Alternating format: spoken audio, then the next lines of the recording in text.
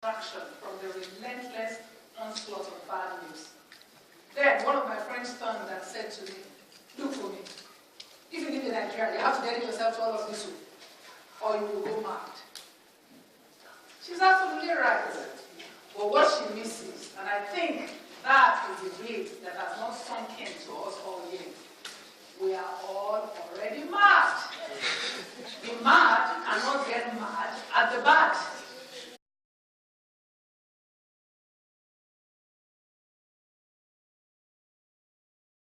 Would have stopped this from becoming a crisis in the first 2 weeks. Now, after it had become a crisis, the girls are missing for 2 weeks, Boko Haram has taken them away to a place of comfort. What happens?